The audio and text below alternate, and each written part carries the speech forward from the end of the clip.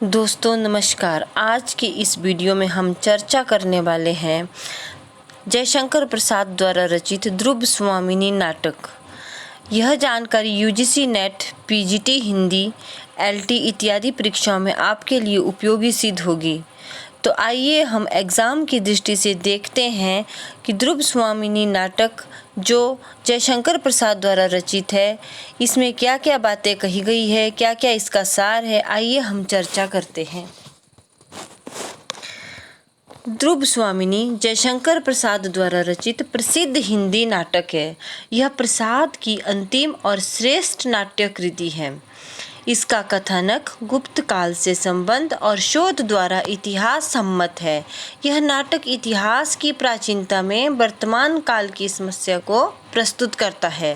प्रसाद ने इतिहास को अपनी नाट्य अभिव्यक्ति का माध्यम बनाकर शाश्वत मानव जीवन का स्वरूप दिखाया है, युग समस्याओं के हल दिए हैं, वर्तमान के धुंधलके में एक ज्योति दी है, राष्ट्रीयता के साथ साथ विश्व प्रेम का भी संदेश दिया है।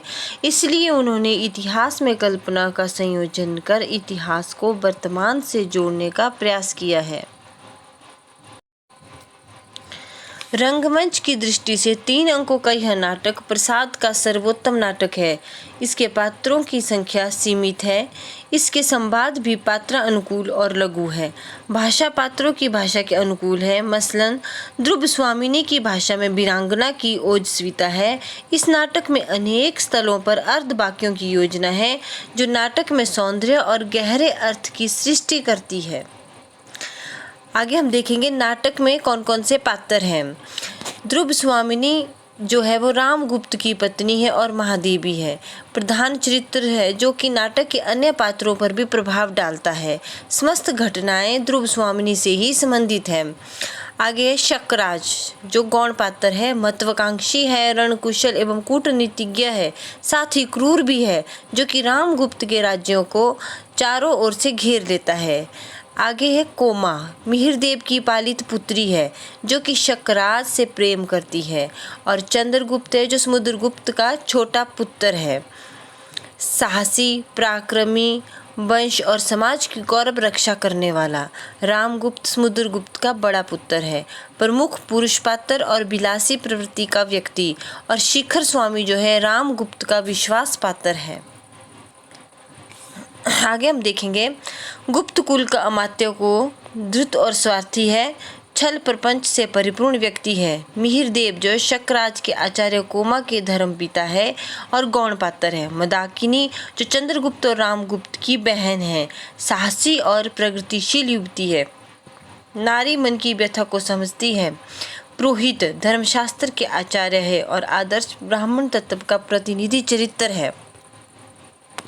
ध्रुव स्वामिनी नाटक के उद्देश्य हम देखेंगे। तत्कालीन समस्याओं को सुलझाने का प्रयास किया गया है। तत्कालीन नारी समस्याओं को उठाया गया है और इसमें नारी दशा दयनीय थी, उसे अपमानित और पददलित किया जाता था, पुरुषों द्वारा अत्याचार किए जाते थे, उन्हें गुलाम समझा जाता था।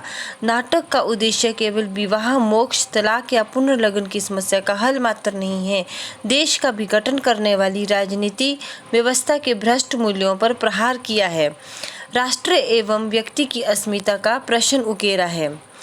नाटक की समस्या हम देखेंगे कि भारत में विवाह के बंधन में एक बार बंध जाने के बाद उससे निकलने का कोई विकल्प नहीं होता था, चाहे कितनी भी असंतुष्ट ही क्यों न हो। पुरुष दूसरा विवाह कर सकता था पर स्त्री नहीं। लोग इस व्यवस्था को ही उचित समझने लगे थे।